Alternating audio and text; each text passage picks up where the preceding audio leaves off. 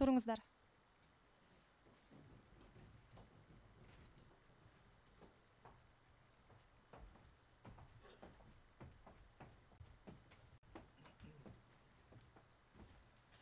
Oturunuzlar.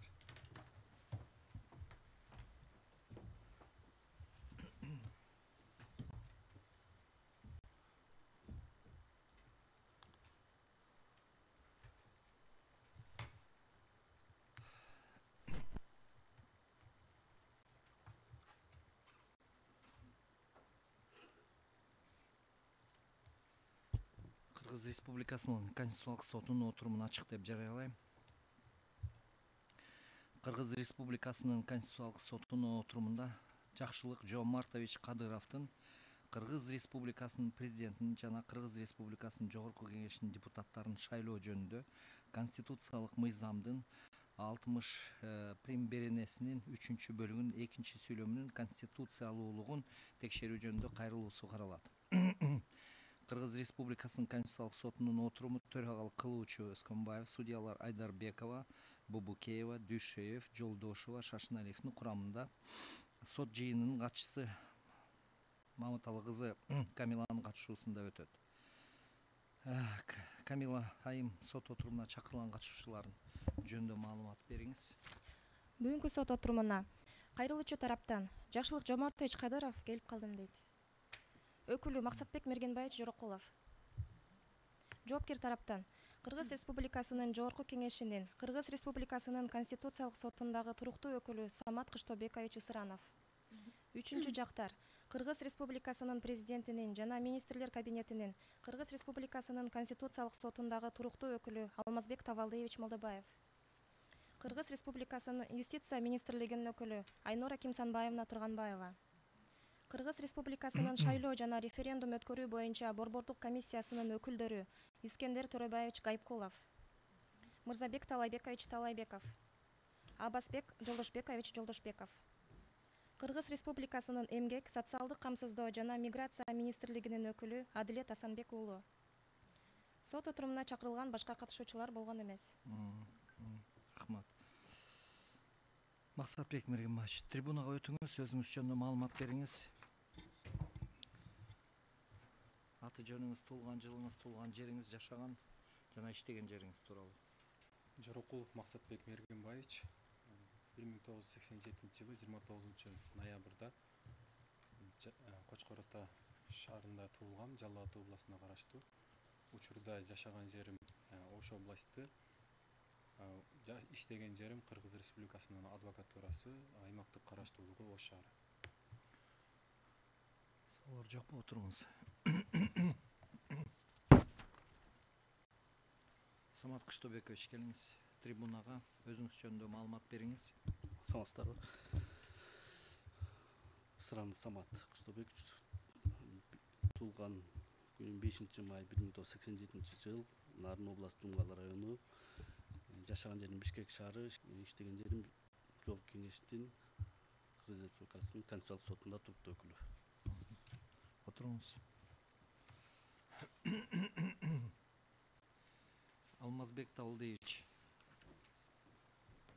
келиңиз, өзүңүз тууралуу маалымат бериңиз.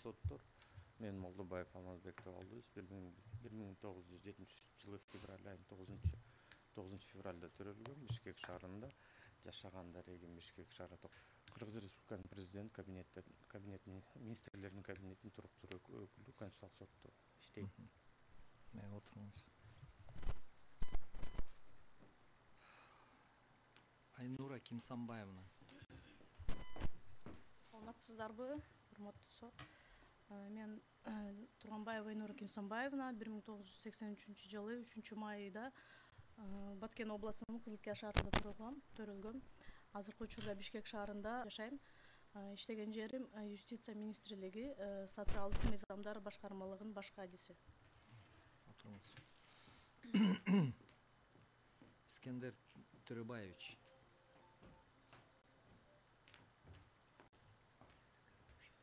Саламатсыздарбы. Мен Гайыпкулов Искендер Төрөбаевич, 25 март 66 жылы Ош областына караштуу Аран районунун Маңгыт айыл өкмөтүндө төрөлгөм. Азыркы күндө иштеген жерим Кыргыз Республикасынын шайлоолор комиссиянын мүчөсү Бишкек шаарында турамын, Жал микрорайонунда. Тагыраак айтыңыз. Жал микрорайону дебедиңиз. Прописка боюнча Жашаган жериңизде. жашаган жерим Бишкек шаарынын. Рахмат, отуруңуз. Мырзабек Таалайбекович.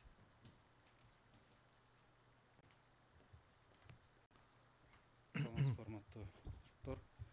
Менин атым Мырзабек Таалайбеков Мырзабек Таалайбекович. 1991 жылы 15 сентябрда Сукөл областынын Жети Көз району Оргочор айылында төрөлгөм.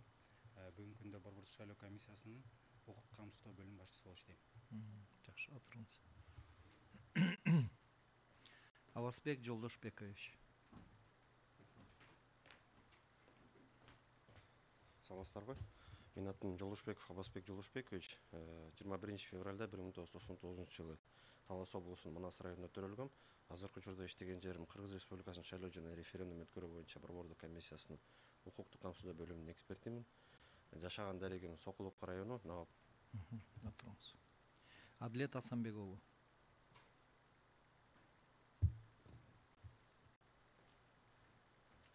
Саламатсыздарбы, Конституциялык соттун судьялары. Асанбек Адилет 1991 жылы 31 августта Нарын областынын Кочкор районунун Карамойнок айылында туулгам. Азыркы учурда Эмгек социалдык камсыздоо жана миграция министрлигинин укуктук камсыздоо башкармалыгында адис болуп иштейм. Бишкек шаарында жашаган жерим. Отуруңуз.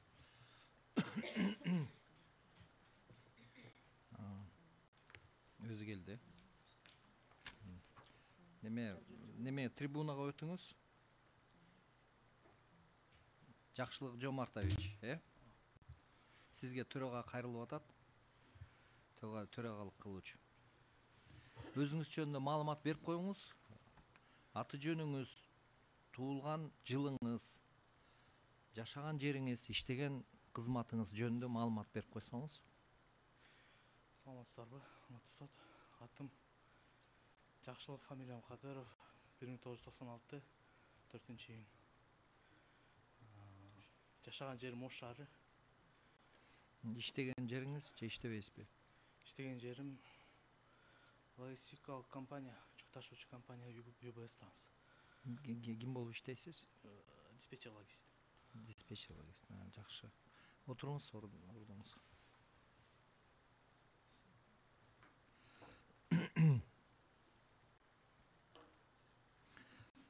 Урматтуу судьялар, барбы документтер боюнча суроолор?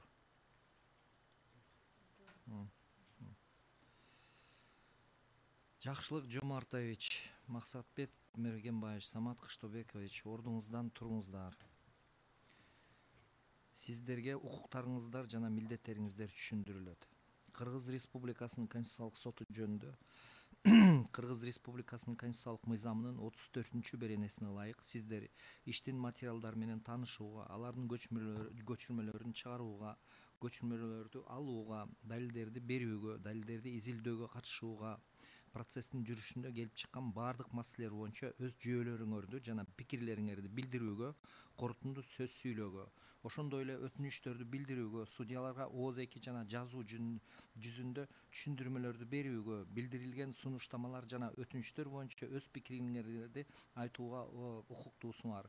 Кайрылуучу тарап өз тараптарынын негизин же предметин өзгөртүүгө, алардын көлөмүн көбөйтүүгө же азайтууга, талаптардан баш тартууга укуктуу. Жоопкер тарап аларды толук же жарым жартылай моюнга алууга же аларга каршы пикирлерин билдирүүгө укуктуу. Ар бир тарап далилдерди берүүгө жана өз талаптарынын жана каршы пикирлеринин негизи катары таянган жагдайларды далилдөөгө укуктуу. Сиздер өз укуктарыңыздар менен ак ниеттүү пайдаланууга милдеттүүсүздөр. Сотко атайын жалган маалыматтарды берүү Конституциялык сотту сыйлабагандык катары бааланат жана мыйзам боюнча жоопкерчиликке алып келет. Ошондой эле Кыргыз Республикасынын Конституциялык соту жөнүндө Кыргыз Республикасынын Конституциялык мыйзамынын 39-чу беренесине ылайык судьяны же судьяларды алууну өтүнүүгө укуктуусуздар. Жакшылык Жомартович, сизге укуктарыңыз жана милдеттериңиз түшүнүктүүбү? Микрофонго айтып коюңуз. Түшүнүктүү. Сизде судьяны же судьялардын катышуусун алуу жөнүндө өтүнүшүңүз барбы? Отвод. Жок. Сизде кошумча өтүнүчтөр барбы? Жок. Отуруңуз. Максатбек Мергенбаевич, сизге укуктарыңыз жана милдеттериңиз түшүнүктүүбү? Түшүнүктүү. Сизде судьяны же судьялардын катышуусун алуу жөнүндө өтүнүшүңүз барбы? Өтүнүчүм жок. Кошумча өтүнүшүңүз барбы? Кошумча өтүнүчүм жок. Отуруңуз.